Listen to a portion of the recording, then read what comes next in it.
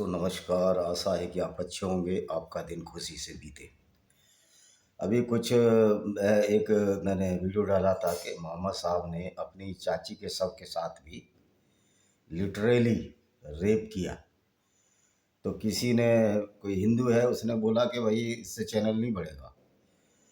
भाई अगर सच्चाई से मेरा चैनल नहीं बढ़ता, मेरे सब्सक्राइबर सच्चाई बताने से नहीं बढ़ते तो ना बढ़े। सच्चाई हम बताते रहेंगे और हम वही सच्चाई बता रहे हैं जो उनकी किताबों में लिखा है, तो इन लोगों को मालूम ही नहीं है। हमारे मुस्लिम भाइयों को भी ये मालूम नहीं कि ये किस्सा कहाँ आया है। वो कुरान की आयतें मांग रहे हैं। ओ भाई, ये कुरान की आयतों में नहीं, इस्लाम के दो अंग हैं, एक कुरान है, एक हदीस है जिसमें मोहम्मद साहब के कार्यों का विवरण होता है। तो ये हदीसों में मिलेगा। तो पहले अपनी नॉलेज को पुख्ता करें, उसके बाद सवाल जवाब करें, तो ये उचित रहेगा। आप अपनी नॉलेज, अपने ज्ञान, अपने ज्ञान की वृद्धि करें। और कुछ बोलते हैं भाई कुरान की आयतों का हवाला दो। भाई हमने कुरान की आयतों के लिए इतने वीडियो बनाए हैं, तो आप अगर वीडियो नहीं देखते, हमारा चैनल नहीं देखते, तो आपको उधर जाना पड़ेगा। वहाँ सब कुछ मिल जाएगा। Everything is available on my 3 channels. That is Vijay Kumar Pal, a writer channel, या जिसको ट्रूथ एंड ट्रूथ, या मानवता मानवता के नाम से जो चैनल है, बचाओ मानवता भगाओ दानवता का जो चैनल है। दूसरा है विजय कुमार पाल, और तीसरा विजय कुमार पाल, और एक है मेरा काफिर्स इंटरनेशनल ऑर्गेनाइजेशन, और तीसरा चैनल विजय कुमार पाल है।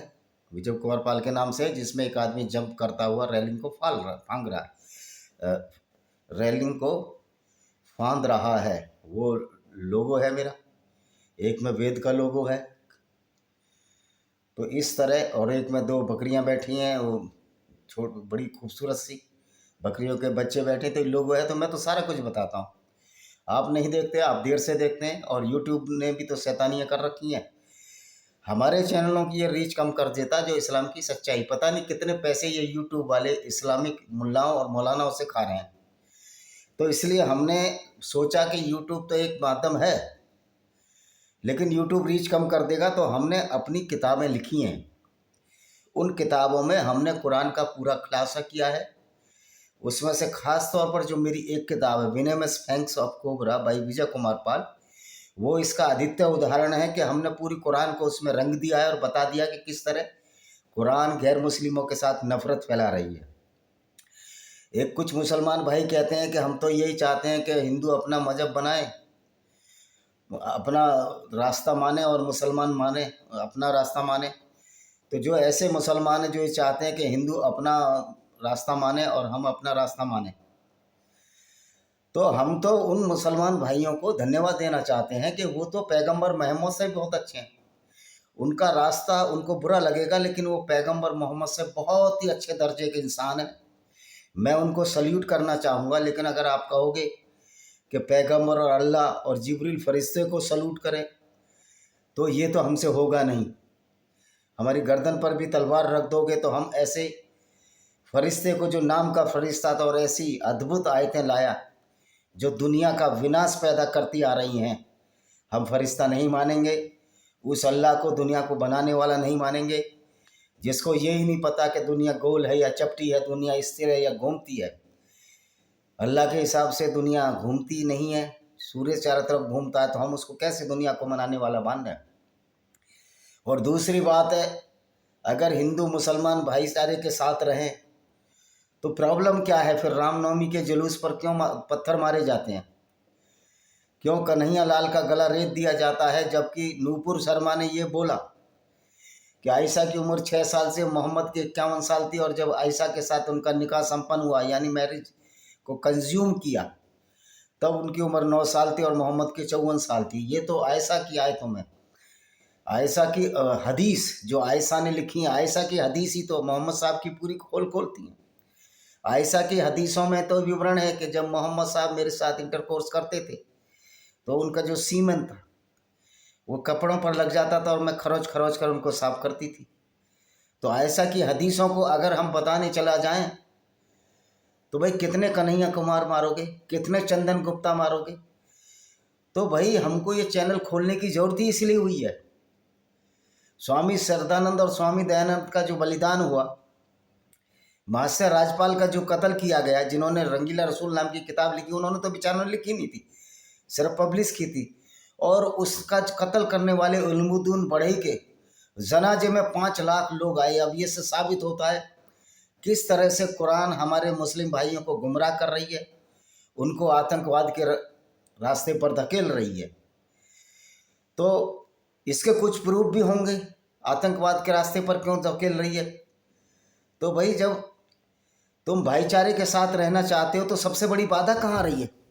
आप क्यों मूर्ति पूजकों को गाली दे रहे हो? जबकि मोहम्मद साहब के पिता तो बहुत पहले ही मर गए थे, इनके अब्दुल्ला साहब, लेकिन इनके चाचा अबू तालिब और इनके बाद दादा अबू मुतल्लिब जो काबा की रक्षा करते थे। काबा पहले मंदिर था। मंदिर का मतलब हिंदू मंदिर नहीं होता, जोरास्ट्रियंस के भी टेम्पल होते हैं। मंदिर तो एक हिंदू मंदिर का, ये जैन मंदिर, बुद्धिस्ट मंदिर, तो ये मंदिर का मतलब होता है जहाँ लोग पूजा करने जाते थे। और वो भी एक मंदिर था काबा, जिसमें 360 मूर्तियाँ थीं और जिसमें बहुदेववादी पूजा करते थे, जिसमें 3 प्रमुख देवियाँ थी, अल्लात, अलमन्नात, अल उज्जा। आलम ये देखिए कि इनका जो दूसरा जो खलीफा था उमर, उसने यहूदियों और बहुदेववादियों को ये कहा जाकर अपनी देवियों के प्राइवेट पार्ट चाटो। तब ये बात लाजमी बन जाती है कि किस तरह के खलीफा, किस तरह के मोहम्मद है जो पूरी दुनिया को कत्ल करने के लिए ऐसी आयतें लाए। तो हम इनको पैगंबर कैसे माने? अगर जिन लोगों के पैगंबर हैं, सोचो अगर वो पैगंबर की सुन्नत पर चले, उनकी शिक्षाओं पर चले, तो निश्चित तौर पर इस दुनिया में कितना विनाश हो जाएगा, कितने लोगों की जानें जाएंगी। और अब तक तो 50 करोड़ लोगों की जान इस इस्लाम की वजह से जाने लगी हैं। ये अलग बात है, इसमें कुछ हमारे मुस्लिम भाई भी जो इस गलत विचारधारा को, कुरान को मार रहे हैं, उनको भी 72 हुरों के पास भेज दिया गया जो कि आतंकवादियों के रूप में आए। क्योंकि न्यूटन का नियम है, न्यूटन का नियम है, क्रिया के विपरीत प्रतिक्रिया होती है। अगर हम जिंदे हैं, हमारे का बुद्धि का विकास हो गया है, बुद्धि का विनाश नहीं हुआ, तो हमको उन आयतों का और उस आइडियोलॉजी के बारे में बताना पड़ेगा और विरोध भी करना पड़ेगा, ताकि इस तरह की विचारधारा को मानने वाले हमारे गैर मुस्लिमों का नुकसान ना करें या उन मुस्लिमों का भी नुकसान ना करें जो कि इस्लाम को छोड़ चुके हैं। क्योंकि इस्लाम छोड़ने की सज़ा भी कत्ल है। उसको मुर्तिद कहा जाता है, मुल्हिद कहा जाता है कि उसने इस्लाम छोड़ दिया, और उसको भी कत्ल करने का सज़ा है। तो भाई जो ये कहते हैं कि हिंदू मुस्लिम प्यार से रहें, तो वो तो इस्लाम की दृष्टि में मुसलमान ही नहीं है। कुरान लिटरली उनको मुसलमान ही नहीं मानता। कुरान तो उन लोगों को मुसलमान मानता है जो पूरी दुनिया में नफरत फैलाएं गैर मुस्लिमों के खिलाफ, मूर्ति पूजकों को जहाँ चाहे पाओ वहाँ कत्ल करे। वो इसी चैप्टर में था जो मैं अल तौबा आज बताने जा रहा हूँ। तो आइए शुरुआत करते हैं कुरान की इन्हीं आयतों की। 21वें आयत हम देख लेते हैं। कल 20 आयत हमने अल तौबा चैप्टर 9 कुरान का सूरा है, उसके बारे में 21वें आयत बता देते हैं। हाँ जी, क्या है? 20 बता दी थी हमने, 21। उन्हें उनका रब अपनी दयालुता और प्रसन्नता से ऐसे चारों ओर, किनको? मुसलमानों को। हिंदुओं के लिए तो कुछ है ही नहीं, ईसाइयों के लिए तो कुछ है ही नहीं, उनके लिए सिर्फ मौत है। और ऐसी बातों की शुभ सूचना देता है जो उनके लिए स्थायी सुख सामग्री है। अब मोहम्मद साहब ने एक लॉलीपॉप पकड़ाया था हमारे मुस्लिम भाइयों को कि आपको नहरें मिलेंगी, 72 हूरें मिलेंगी, 135 फुट की हूरें होंगी, वहाँ हमेशा तुम जो रहोगे, और तुमको तरह तरह के फल होंगे, नहरें होंगी, बगीचों के नीचे नहरें होंगी, यानी अंडरग्राउंड नहरें होंगी। बगीचों के बीच में नहीं निकलेंगी, नीचे नहरें होंगी। उसके बगीचे पहाड़ पर बनाए जाएंगे। मोहम्मद साहब ने वो परिकल्पना की, और उसमें ऐसा एक परिकल्पना में 72 हूरों का तस्वुर, मतलब उसका विवरण, उल्लेख, विश्वास करवा दिया। और उनका गिलमा मिलेंगे, और जो मुसलमान की औरतें जो जन्नत स्वर्ग जाएंगी वो हूरों की सरदार होंगी, और उनका काम होगा अपने आदमियों के लिए हूरें सप्लाई करना। यानी यार वैश्यावृत्ति से भी गई बीती बात जो कुरानों में कही गई, कुरान की शायत में की गई है, क्या इस तरह की बातें आज के युग में मानने योग्य हैं? या इस तरह की बातें मानने योग्य हैं कि गैर मुस्लिम नजस हैं, पोटी जितने गंदे। आज दुनिया में सबसे ज़्यादा तरक्की गैर मुस्लिम लोग ही कर रहे हैं, क्योंकि ईमान ने हमारे मुसलमान भाइयों का बेड़ा गर्क कर दिया है। मोहम्मद साहब एक लाल बत्ती के पीछे इनको लगा गए हैं ट्रक के, दौड़ते रहो, बिना सोचे समझे दौड़ते रहो, ट्रक कहाँ जा रहा है और क्यों हम दौड़ रहे हैं, एक लाल बत्ती पकड़ा दी, भाग रहे हैं दूसरा। तो इस तरह से। और गैर मुस्लिमों के लिए तो मोहम्मद साहब 610 में जब इस्लाम का आविर्भाव किया, उन्होंने अपने हिसाब से इस्लाम को लॉन्च किया। इस्लाम लॉन्च हुआ है, कोई अल्लाह वल्लाह तो है नहीं, हमने बता दिया। तो ये डेथ वारंट लिए घूम रहे हैं इस्लाम के लोग 14 साल से। ऐसा प्रॉफिट जो हमारे लिए एक डेथ वारंट कर दिया, गैर मुस्लिमों को कत्ल करने की बात कर गया, उनकी औरतों को लूट उनके साथ दासी बनाने की बात कर गया, तो ऐसे पैगंबर को हम क्यों माने? लानत है अगर कोई गैर मुस्लिम या कोई समझदार व्यक्ति कहता है कि वो हमारा पैगंबर है, तो आप समझ सकते हो ये बेचारा कितना ही अनभिज्ञ है, नौसिखिया है, या फिर कितना दिमाग से चालाक है कि क्या वो सोच रहा है कि पूरी दुनिया में वही इस्लाम फैलाना है कि जो कुरान की आयतें कहती हैं। 22वां आयत देखिए, उनमें वे सदैव रहेंगे, निसंदेह अल्लाह बड़ा, और उसमें वो सदैव रहेंगे। एक लॉलीपॉप और पकड़ा गया मोहम्मद साहब कि आप कयामत के बाद उठोगे, सीधे जन्नत भेज दिया। हर मुसलमान, पहले तो सारे मुसलमान जो है वहाँ जाएंगे सब लोग कयामत के दिन, हिंदू भी जाएगा, लेकिन हिंदू कुछ नहीं होनी कयामत, हम क्यों माने इस फालतू बात को? ना हिंदू मानता ना ईसाई मानता, और सारे नंगे होंगे, अलफ नंगे। प्रॉफिट मोहम्मद भी नंगे में खड़े होंगे, बिल्कुल नंगे खड़े होंगे, नंगा प्रॉफिट। अब देखिए इस तरह की जो बातें हैं। हे ईमान लाने वाले, अपने बाप और अपने भाइयों को अपना मित्र न बनाओ। ये कुरान की जो अल-तौबा आयत है, जो ये कहती है कि अपने भाइयों और अपने पिता को भी अपना मित्र मत बनाओ। जिसने हमको पैदा किया, मेरे पिताजी अगर धर्म भी छोड़ दें, नास्तिक भी हो जाए, रहेंगे तो मेरे पिता। मेरी माँ अगर किसी को धर्म ना माने तो रहेगी तो मेरी माता। तो माता पिता को इन जो विचार हैं, जो कि हमने ही चलाए हैं, इंसानों ने ही चलाए सारे धर्म, और ऐसा भेदभाव पैदा करे, तो क्या वो धर्म मानने लायक है? क्या ऐसे इस्लाम को, ऐसे मजहब को क्या ओढ़ें या बिछाए कि अगर आप मुस्लिम नहीं हो, इस्लाम नहीं मानते, तो मित्र मत बनाओ। यदि ये ईमान के मुकाबले कुफ्र उन्हें प्रिय है, यानी कुफ्र मतलब मूर्ति पूजा करना, गैर मुस्लिम बन जाना, ये कुफ्र है उनको, या इस्लाम को ना मानना, तो में से जो कोई अपना मित्र बनाएगा, ऐसे ही लोग अत्याचारी होंगे। यानी कि कुरान सीधा सीधा कह रही है कि मित्रता की बात ही नहीं है, गैर मुस्लिमों से मित्रता की बात ही नहीं है। मुझे बता दें, ये जितने भी ये सो कॉल्ड सेकुलर लीडर है, SIC के बीमार मानसिकता के, जो बीमार धर्मनिरपेक्षता के लीडर है, जिसमें डॉक्टर राम पुनियानी, ध्रुव राठी, ये 2 बड़े फेमस नेम है। ओ भाई, तुमने ना कुरान पढ़ा, तुमको कुरान की ABCD नहीं आती, तुम्हारी जीरो नॉलेज है। डॉक्टर राम पुनियानी कुरान में जीरो नॉलेज है, क्योंकि आप पढ़ते ही नहीं। रटी रटाई बातों को, महात्मा गांधी को भी जीरो नॉलेज थी इस्लाम की, उसको पता ही नहीं था ईश्वर अल्लाह तेरे ही नाम। अगर ईश्वर अल्लाह तेरे ही नाम है, तो ईश्वर तो कहता है, जो हिंदुओं का ईश्वर है, सनातनियों का ईश्वर है, वो कहता है पूरी दुनिया ही हमारा परिवार है। लेकिन अल्लाह कहता है कि जो गैर मुस्लिम है उसको जीने का हक ही नहीं है, क्योंकि ज़मीन तो अल्लाह की है। एक काल्पनिक अल्लाह बनाया मोहम्मद ने, और एक डेथ वारंट सारे गैर मुस्लिमों के लिए छोड़ दिया कुरान के रूप में। तो कुरान तो एक डेथ वारंट है। फिर ये कहते हैं बड़ी कुरान शरीफ है, ये शरीफ किताब है जिसमें सारी बदमाशियां भरी हुई हैं, लोगों को कत्ल करने की, लोगों को लूटने की, उनकी औरतों के साथ बलात्कार करने की, उनको माल गनीमत समझकर 20% हिस्सा मोहम्मद साहब को रखने की। इसको शरीफ कहोगे? तो क्या हमको शरीफ की अब परिभाषा बदलनी पड़ेगी कि शराफत क्या होती है? क्या जो बदमाशी है, जो चिचोरापन है, उसको शराफत मानना पड़ेगा? यारी का अंधेर नगरी, चौपट राजा, टका शेर बाजी, टका शेर काजा।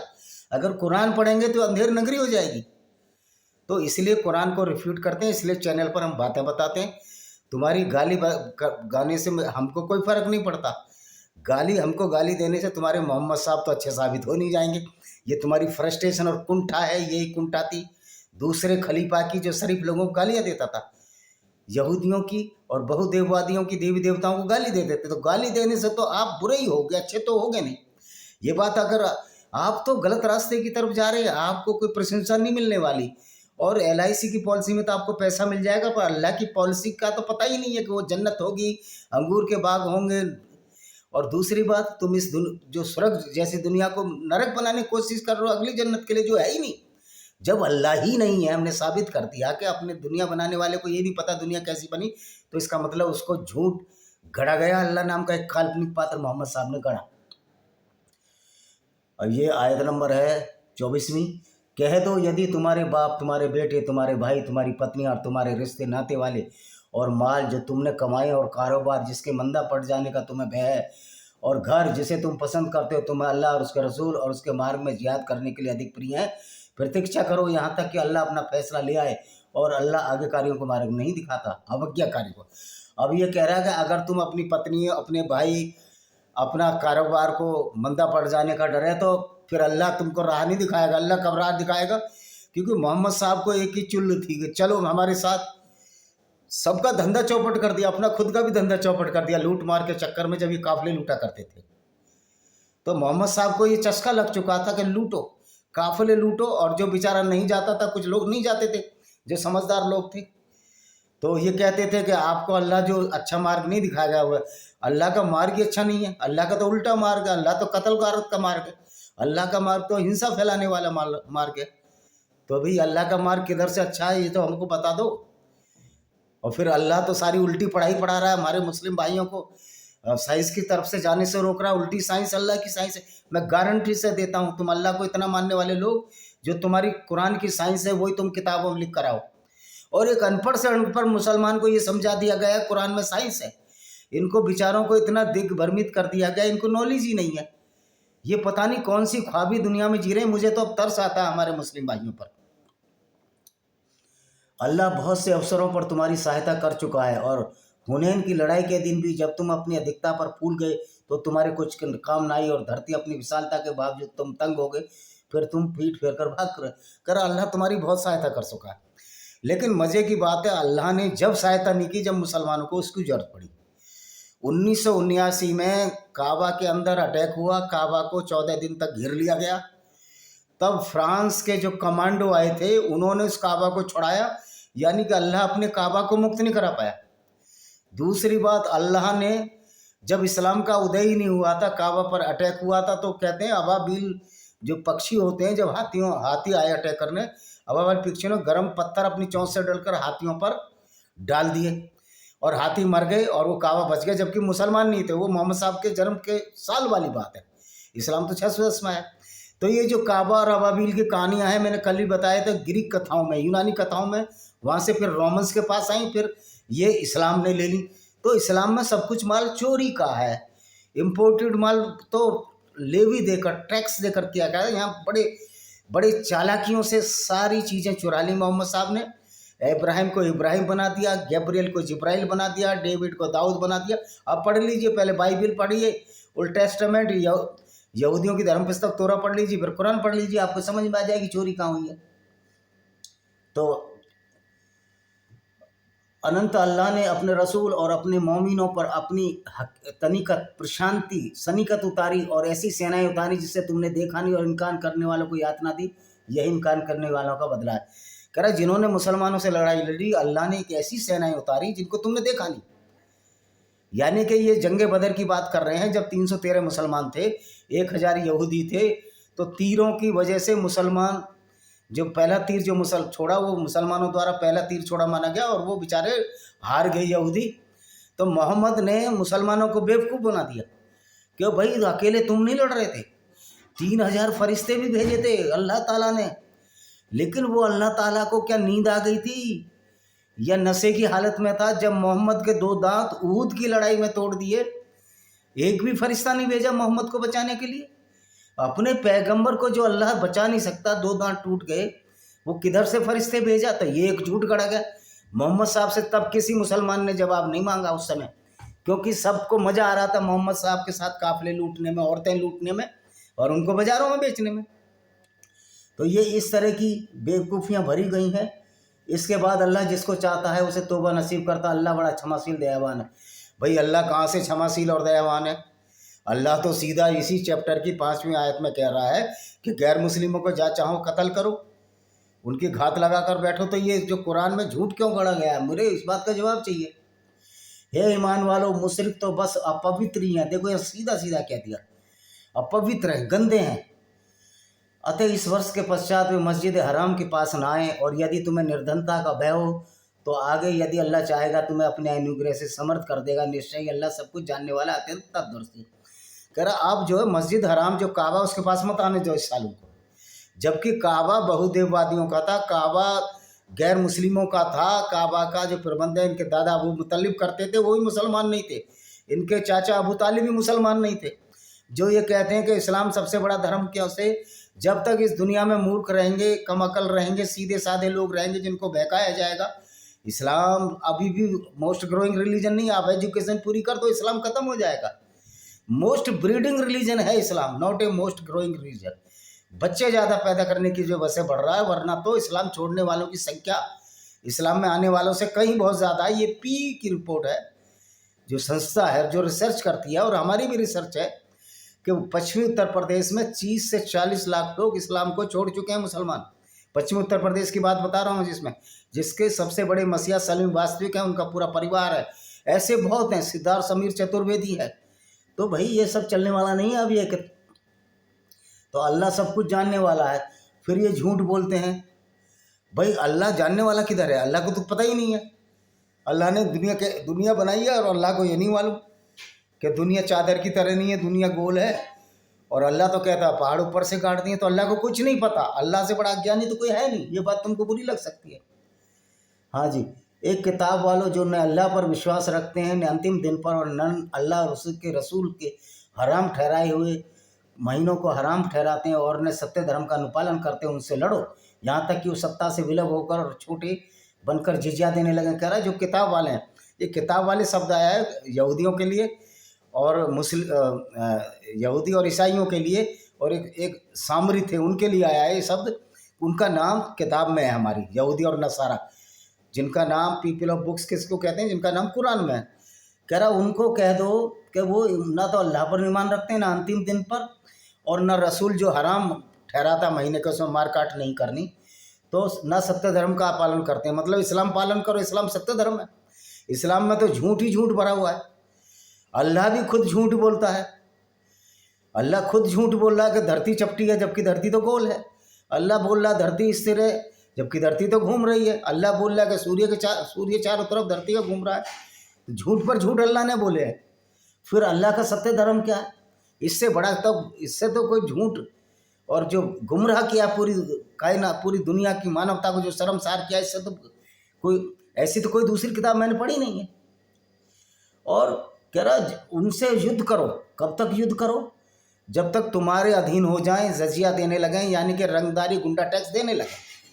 तो ये किताब किधर से अध्यात्म की किताब है, किधर से मेल मिलाप की और भाईचारे की किताब है? कहीं दिखती है तुमको? अता पता न लापता। कहीं धर्म का नाम नहीं इसमें, कहीं मानवता का नाम नहीं, बल्कि मानवता को शर्मसार करने वाली किताब है। और इसको कुरान शरीफ कहते हैं, कुरान मजीद कहते हैं, कुरान करीम कहते हैं। तीनों के अर्थ हैं अत्यंत पवित्र, अत्यंत पवित्र। अगर कत्लो गारत की पुस्तक अत्यंत पवित्र है, तो जितने भी कत्ल करने वाले लोग हैं दुनिया में, वो तो वो सारे पवित्र हैं, उनको तो सज़ा नहीं होनी चाहिए। निश्चित तौर पर हर मुसलमान यही सोचता है कि हम अल्लाह के बंदे हैं, सारी धरती हम अल्लाह की है, और काफिरों को कत्ल करने के बाद हम पवित्र हो जाएंगे। तो इस किताब ने जितना बर्बाद हमारे मुस्लिम भाइयों को किया है, जितना बर्बाद मानवता को किया है, इसका कहीं अनंत उदाहरण नहीं मिलता। तो हम आज की आखिरी आयत पढ़ लेते हैं, 10 आयत हो जाएंगी। यहूदी कहते हैं उजैर का अल्लाह का बेटा है, और ईसाई कहते हैं मसीह अल्लाह का बेटा है। ये उनकी मुँह की बातें हैं, ये उन लोगों की बहुत सी बातें हैं जो इनसे पहले इनकार कर चुके। अल्लाह की मार इन पर है, ये कहाँ से औंधे हो जा रहे हैं। कह रहे यहूदी कहते हैं कि उजैर अल्लाह का बेटा, ईसाई कहते हैं मरियम अल्लाह का बेटा। भाई वो मान रहे हैं, अल्लाह का बेटा नहीं मान रहे हो, वो यहोवा का बात मान रहे हैं, गॉड का बेटा मान रहे हैं। तो तुमको क्या चुल है अगर वो मान रहे हैं? वो पर जीसस ने जाके काफिले तो नहीं लूटे। जीसस क्राइस्ट ने जाकर औरतों को तो बाज़ारों में नहीं बेचा, जैसे कि मोहम्मद साहब ने बेचा। यहूदी बनी करेजा की औरतों को नजद के बाज़ारों में बेचा। ये तो तुम्हारे मुस्लिम स्कॉलर, इस्लामिक स्कॉलर सीरत रसूलुल्लाह इब्न इसाक ने 465 नंबर पे 83 अध्याय में वर्णन किया। ये सही मुस्लिम, सही बुखारी की हदीसों में इसका वर्णन है जिनको कि तुम्हारे मौलाना भी ऑथेंटिकेट मानते हैं, उनको सही मानते हैं, उसको हसन मानते हैं, यानी उनको बिल्कुल परफेक्ट मानते हैं। तो इसी सिद्ध होता है कि जो कुरान है इसमें कहीं भी ऐसी कोई बात नहीं है जो मानवता के लिए एक भी बात अच्छी हो। और गैर मुस्लिमों के तो कुरान जो है एक डेथ वारंट है, और ये डेथ वारंट किया पैगंबर मोहम्मद साहब ने, तो हम इसको क्यों माने भाई? कोई मूर्ख व्यक्ति ही अपने कातिल को पैगंबर मानेगा या उसको अपना भला मानेगा? हाँ, जो भाई मुस्लिम भाई हिंदू भाईचारे की बात करते हैं, कुरान की नज़र में वो सच्चे मुसलमान नहीं है, लेकिन इंसान बहुत अच्छे हैं। तो हमारे मुसलमानों को बहुत अच्छा इंसान बनना है या एक बहुत अच्छा मुसलमान बनना है जो पूरी दुनिया में नफरत फैलाए कुरान पढ़कर, ये आपको तय करना है। तो एक और मेरी किताब है लॉस्ट पैराडाइज कश्मीर, जिसमें भाई विजय कुमार पाल, जिसमें बताया गया किस तरह कश्मीर को बर्बाद किया जब हमादान से एक सूफी आया। सूफी संत बोलते हैं, मैं तो संत नहीं बोलता क्योंकि इस्लाम में संत पैदा हो ही नहीं सकता। तो जो सूफी आया, सो कॉल्ड सूफी मीर अली हमदानी, उसने कश्मीर को किस तरह बर्बाद किया और किस तरह से हिंदू लड़कियों के बाद उसी विचारधारा को फैलने में कश्मीर में अभी हाल में गिरजा टिक्कू नाम की लड़की के साथ 1990 में बलात्कार हुआ और उसकी बॉडी को जीते जी 2 आरों से चीर दिया गया, मशीन से चीर दिया गया। ऐसी हजारों लड़कियों के साथ ही इस्लाम की वजह से बलात्कार होते रहे भारत में, पाकिस्तान और बांग्लादेश में। तो भाइयों, इस विचारधारा को मानने की जरूरत है, ये फैसला मुसलमानों को करना है। क्या आप चाहते हो कि आप ऐसे पैगंबर को जो सिर्फ काफिले लूटता हो, जो सिर्फ दुनिया में फसाद फैलाता हो, ऐसी किताब और ऐसे पैगंबर को मानने में आप क्या सच्चरित्र कहलाओगे, क्या अच्छे इंसान कहलाओगे? ये फैसला मैं आप लोगों पर छोड़ता हूँ। इसी के साथ हम इस वीडियो को विराम देते हैं। वंदे मातरम, जय हिंद, आपका दिन शुभ हो।